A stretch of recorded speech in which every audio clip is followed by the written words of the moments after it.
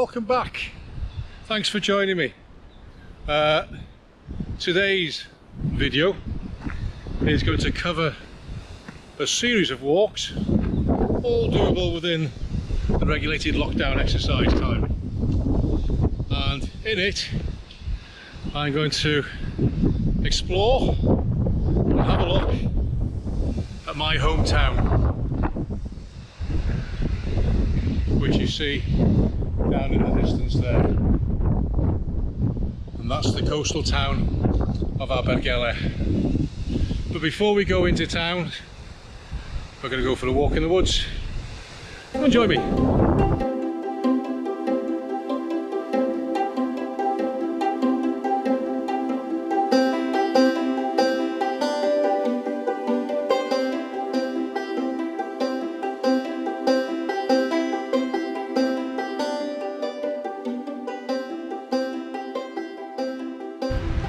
So we're currently walking through what is known as Coed, Gopa. Translates as the summit woods. Coed means trees, plural. One tree is coedan, more than one tree is coed, and a forest is coedwig, and a copa means summit. And these are the woods at the back end or the south end of Abergele, affording protection from the south and stand high above the town itself. And we're going here to look at the oldest evidence of life in this area that currently still exists. It'll take us a bit of a walk.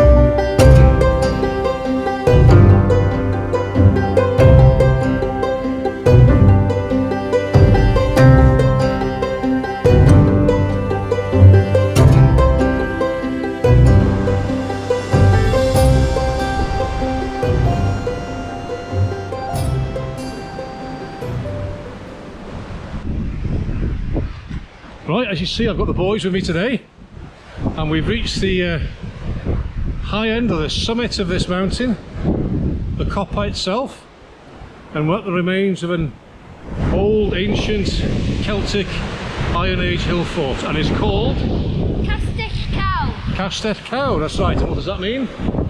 Castle of the Giants. Castle of the Giants. And of course, this was set up high. To the east side is a sheer cliff face, because we're quite steep here. Currently we're surrounded by trees, but going back in time those trees wouldn't have been there. So that would have allowed a fantastic view of the surrounding countryside. So it'd be a nice safe place here to guard themselves against the attacks from the Roman invasion.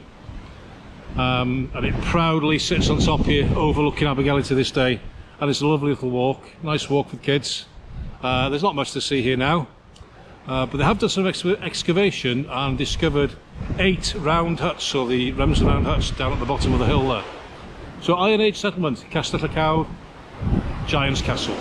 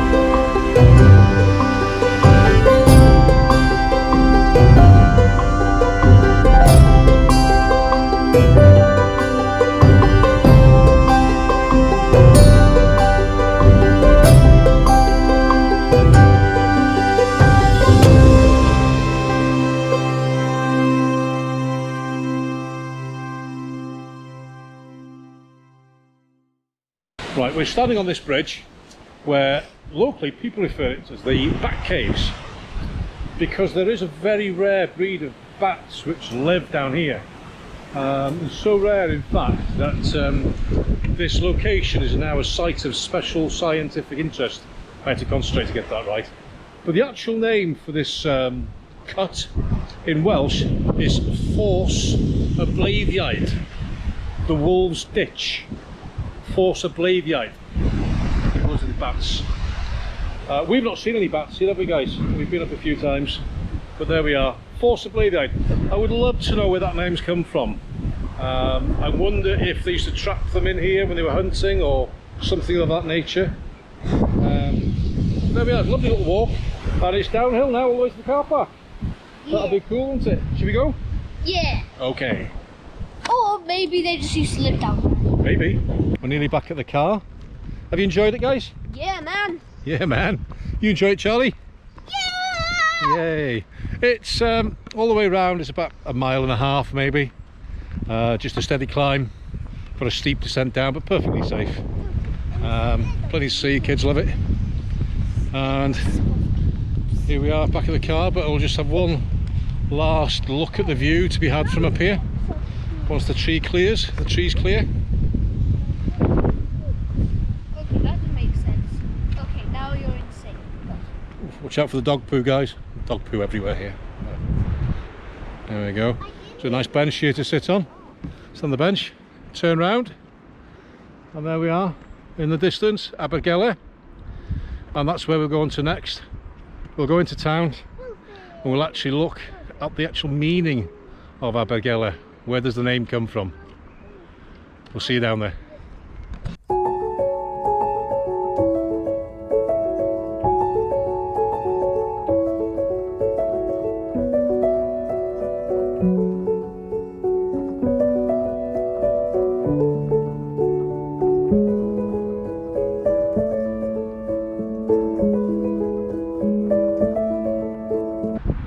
Right, we've made it into town. We're here in front of the signpost for Abergele. It's about a week later. My beard hasn't dropped off since the walk. We've had wind and rain, haven't we guys? Bad weather. And I got a bit bored, shaved the beard off, so we're all clean shaven now. So here we are, we're down in town, and we're going to go now, have a little exploration and actually find out where the word Abergele came from. So join us for a walk.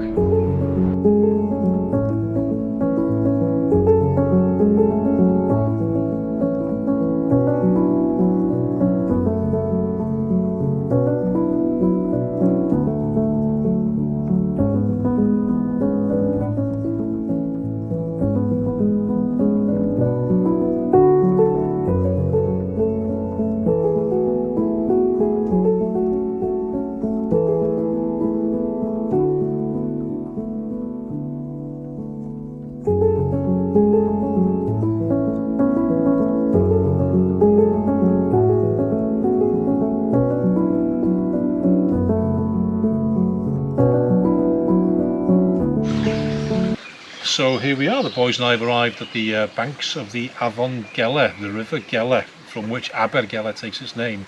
Aber is the Welsh word for estuary, where the river meets the sea, and Gele is the name of this river here. And Gele comes from the ancient Welsh word of Gele, and for the meaning of Gele, I've got the perfect person to show you. Over to you, Joe. What does Gele mean? Gele is the cutting bit of a blade. Because my sword, because it's on the edge, but if it was a spear, it would be right here on the tip. There we go, thanks Joe. So yeah, so it's the cutting edge, sharp edge of a sword or the tip of a spear, and it describes the way that this river cuts through the landscape. And it's not much of a river to look at. It's very pretty, it's very gentle, it's very shallow really, very pretty. However, in July 1971, after 48 hours of torrential rain, this pup of a river turned into a monster, and it flooded, burst its banks and just swept through the town of Abergele, flooding houses and shops. And there's actually an account of the local pub landlord who was swept away whilst he had his 18-month-old son in his arms. Thankfully they both survived to tell the tale. but caused a lot of destruction. So yeah, so don't judge a book by its cover. So the Abergele. We'll follow the river down into town, because I would contest that Abergele shouldn't be called Abergele anymore. But more about that in due course.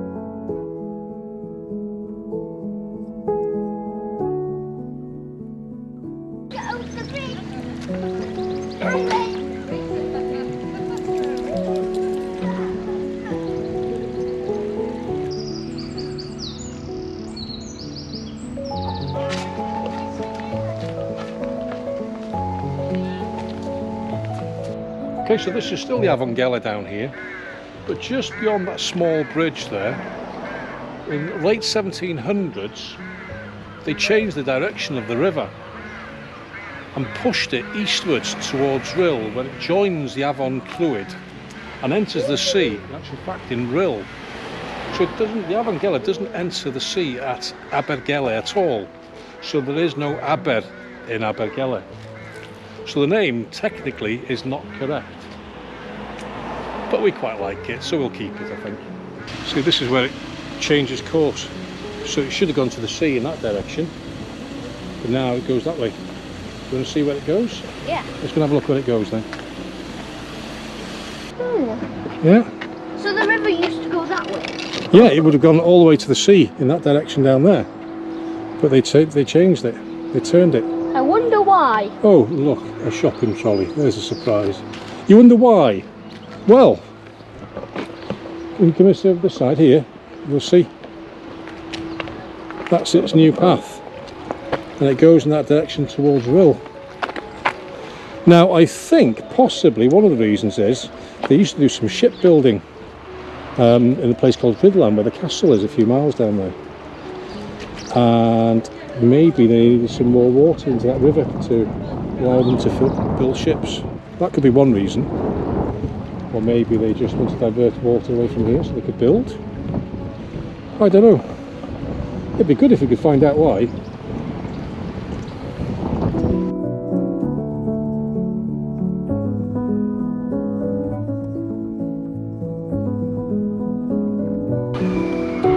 Right, we're in the grounds now of St Michael's Church, which lies in the heart of Abergele itself, just beyond the main street. In Welsh we call a church would be eglwys and a chapel would be capel. So this is Eglwys San Mihangel, St Michael's Church. We just stepped in here, and of note is this. You see it? And it's called the Carreg Pennyd, the penance stone. Do you know what that is, guys? Well, in the olden days, if somebody committed a cardinal sin.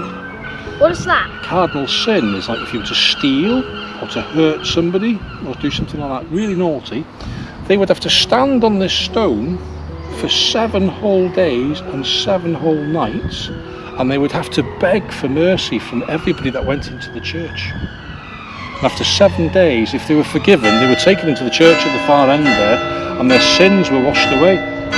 So that's the Carreg Pennyd. Oh, there's the clock. I wonder what time it'll be. Is it 12 o'clock? Actually, I think it's... Yeah. So this is the 17th century, so 1600 something, but I've spoken to the vicar here. She said it's not the original stone. There's one here before that. So there we are. Once you go around the other side, I'll show you something else. Oh yeah. Does that mean I can't stand? And behind me here is the memorial stone for the Abergele rail disaster. At 7:30 AM on the 20th of August 1868, the Irish mail, complete with passenger carriages, left Euston Station en route to Holyhead. Unfortunately, outside the town, it was in collision with a runaway train, a goods train, which had uncoupled in Llanvillas, and the collision at high speed resulted in the death of 33 people, and they're memorialised here. So if you do get and have a chance to have a visit of this church, it's well worth doing it. But anyway, in the meantime, that's all for this episode. I have got a little bit more to show you of Abergele, and I'll do that in the next episode. So, diolch fawr iawn am ymuno. Thanks ever so much for joining me. Hopefully you'll join me for the next one. So if you did enjoy, please consider the thumbs button. Consider subscribing if you like, and also if you hit the bell button, you'll be notified of any future videos. So diolch yn fawr unwaith eto. Thank you very much. Stay safe. Take care.